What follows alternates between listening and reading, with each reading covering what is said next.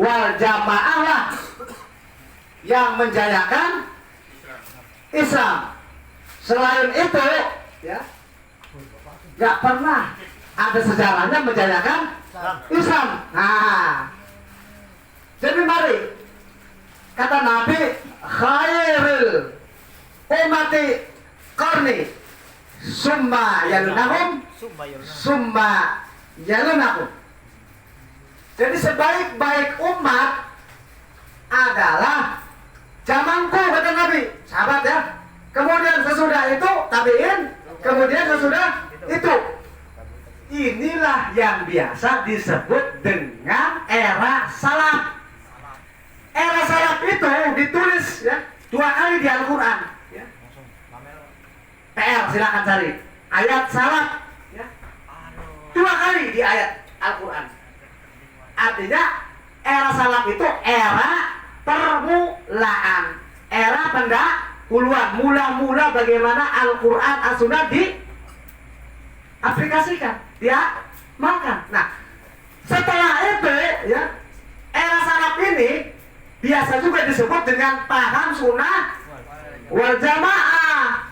Sejak kapan paham sunnah wal jamaah? Sebenarnya sejak zamannya Abu Bakar As-Siddiq dan juga Umar bin Khattab sudah ada istilah itu. Sekarang paham-paham yang ngawur ya, muncul paham Mu'tazilah, gak pernah menjalankan Islam.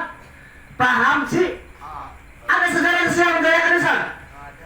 Justru banyak yang berkhianat ya orang Syiah. Melakukan mengotar-tar bisa menyerbu masuk ke Irak, Baghdad yang waktu itu adalah Bani Abbasiyah, sehingga akhirnya kota Baghdad dibakar ya. Walhasil banyak buku-buku pustakaan, saking buku itu dibakar kemudian dihancurkan, dialirkan ke sungai Efrat ya. Itu sampai airnya menjadi hitam karena kobaran daripada buku yang dibakar oleh orang-orang Mongol. Siapa yang menyebabkan orang Mongol bisa masuk membuka rahasia keberadaan kondisi yang sebenarnya di Baghdad yang itu ibu kota Abbasiyah? Orang Syiah. Sekarang nih di Yaman terjadilah perang ya antara Sunni dan Syiah. Syiahnya dibantu oleh Iran. Asalnya bikin partai namanya Partai Hotsi Syiah. Kemudian bikin kekacauan. Orang Sunni banyak dihabisi, banyak dibunuh. Ya. Termasuk orang-orang Sunni di Arab, Jazirah Arab dihabisi oleh paham Wahabi. Apakah Wahabi pernah menjalankan Islam? Yang sekarang mendompleng namanya pura-pura namanya salaf, padahal bukan salaf.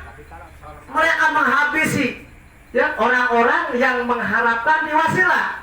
Jadi wasilah itu haram. Ya. Jimat, karomah tidak ada. Ya. Yang namanya karomah para aulia tidak, katanya begitu ya. Manabaran, tahlilan, semua dipindahkan. Saya pengen nanya, apakah paham salaf yang model begini yang sebenarnya adalah Wahabi pernah menjalankan Islam? Ya. Nggak pernah menjalankan Islam. Jadi sekarang malam ini kita makin yakin. Betul? Paham Syiah nggak pernah menjalankan Islam. Paham Mu'tazilah yang mengedepankan akal nggak pernah menjalankan Islam. Paham apa lagi? Paham modernisme ya? Paham liberalisme, paham pluralisme, apakah pernah menjalankan Islam? Paham sekularisme? Nggak pernah menjalankan Islam. Termasuk paham nasionalisme, nggak pernah menjalankan Islam. Yang bisa menjalankan Islam adalah paham salaf ahlu sunnah wal jamaah. Ini kajian analisis yang empirik. Bagus menemukan inspirasi ini pada saat kebetulan lagi BAB. Tapi menemukan. Dan waktu itu lagi enak-enaknya menghisap asabul udud. Ya. Jadi jangan dikira kalau bagus merokok tidak menimbulkan inspirasi. Inspirasi akan dari situ. Maka sediakanlah super. Jangan ketawa kamu.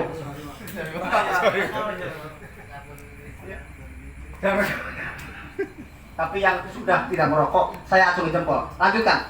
Lanjutkan beli rokok. Yang belum berhenti merokok, suatu saat nanti mudah-mudahan berhenti merokok, insya Allah. Yang tidak merokok lanjutkan ini. Yang lanjutkan.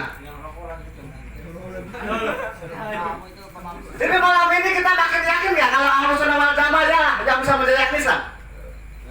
Ahlus Sunnah wal Jamaah lah yang menjayakan Islam. Baik itu Bani Umayyah, baik itu Bani Abbasiyah, termasuk orang-orang Turkius, Khalifah Turkius Bani, itu pahamnya Sunnah wal Jamaah, jangan dikira itu.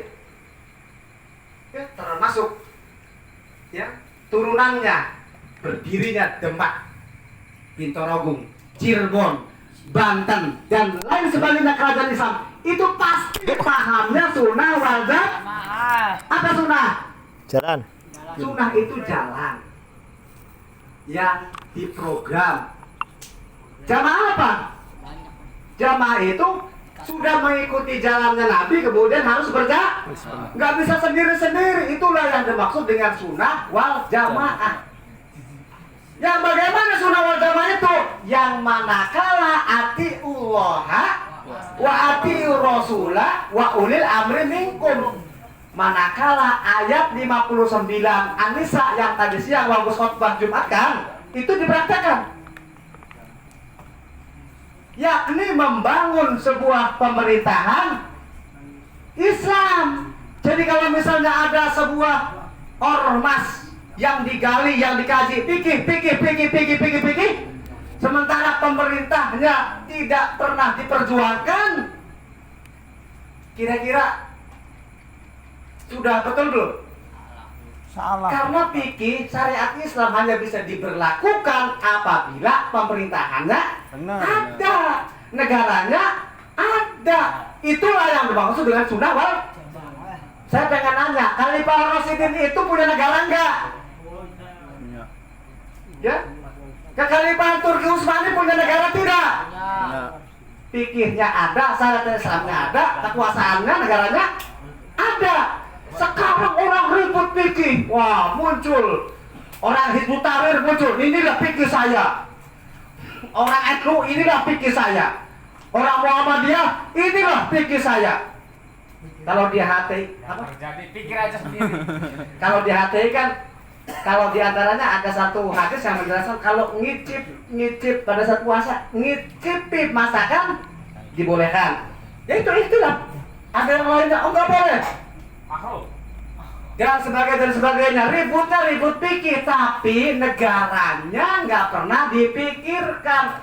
Akhirnya umat Islam bisa gampang diaduk domba. Ulama ini ngarang buku fikih, ulama ini ngarang buku fikih. Akhirnya saya sering ngomong debat dengan ponakan sendiri yang Salafi. Selalu saya katakan bahwa kamu itu pahamnya paham dagangan buku, saya bilang. Kang Siman. Selalu pikirnya pikir dagangan buku, selalu pahamnya paham dagangan buku. Jadi rebutan pasar. Jadi jangan-jangan kita hari ini dakwah banyak yang keliru, tidak paham sunnah wal jamaah sebenarnya, tapi rebutan pangsa pasar, rebutan dagangan buku. Wah, kalau saya banyak pengikutnya, kalau saya ngarang buku, bukunya pasti laris. Manis. Ketika buku saya laris, berarti saya banyak duit. Tapi ketika buku saya ditulis susah payah, dijual di pasaran nggak laku, marah nggak? Marah. Wah ngajar aja. Kamu ini batil, kamu haram, kamu kafir. Wah saling mengkafirkan. Kenapa? Gara-gara urusan dagangan buku. Jadi umat Islam jadi domba gara-gara bikin buku, ngarang buku, dijual nggak laku. Selalu jadi rebutan jual beli buku. Padahal paham sunnah wal jamaah itu adalah ketika kita mengikuti Rasul, la ta'ata li makhluk fi maksiatil khaliq. Tidak ada ketaatan kepada makhluk ya, dalam rangka agenda bermaksiat kepada Allah sama pencipta. Ini jelas. Saya pengen nanya, NKRI ini kira-kira sunnah wal jamaah bukan? Bukan. Klaim mengakunya sunnah wal jamaah. Padahal kalau sunnah wal jamaah, sunnah itu jalan, program. Kita mengikuti program Nabi nggak ini? Kita mengikuti sunnah Nabi nggak? Jalan Nabi nggak? Enggak. Tapi yang ada sebagian yang pro Orde Lama, maka ia mengikuti jalan pikirannya Soekarno. Ada yang pro Orde Baru, maka ia mengikuti Soeharto. jalan pikirannya Soeharto. enak zamanku toh.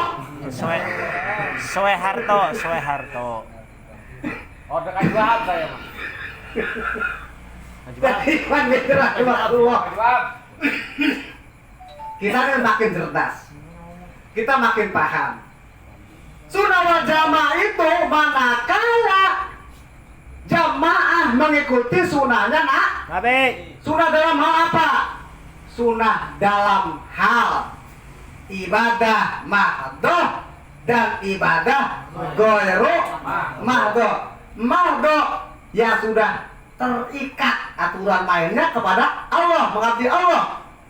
Tapi kalau goyru mahdoh adalah bagaimana aturan hubungan kita sesama manusia sehingga Allah menilai kita kategorinya ibadah. Dagangan, bermuamalah, manusia dengan manusia enggak? Jual beli manusia dengan manusia. Ketika ikut jual beli, gimana tidak diberlakukan sistem riba? Karena ada perintah Allah, wa halallahul bai' wa harama riba.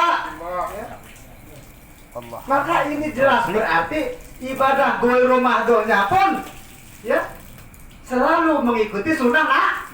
Apa sih sunnah Nabi? Apa-apa yang tentunya Nabi Muhammad dalam surat Al-Hasyr ya Allah jelaskan firman-Nya. Apa katanya? Apa-apa yang dariku Ambillah. ikutilah. Apa-apa yang dicegah dilarang dariku ingkarilah. Wa ma takumur rasul fakhudhuhu wa ma nahakum anhu fantahu, kan begitu. Al-Hasyr ayat berapa itu? Ayat tuh 7 ya. Penggalannya di tengah. Saudara-saudara yang rahimakumullah, yang lebih penting lagi bicara sunnah Nabi, sunnah wal jamaah berarti bicara tentang laqad kana lakum fi rasulillahi uswatun hasanatun liman kana yarjullah wal yaumal akhir wa dzakarallaha kasiro. Jadi pada diri Rasul itu ada apa? Surat teladan. Surat teladan itu apa? Contoh yang baik dalam hal ekonomi ada nggak? Ada. Contoh yang baik dalam hal rumah tangga ada nggak? Ada. Contoh yang baik dalam hal perang? Ada.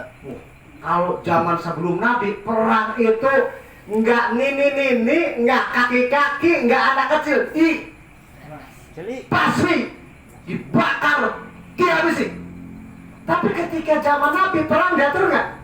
Anak-anak, orang tua yang sudah jompo, wanita nggak boleh termasuk yang laki-laki kalau sudah menyerah.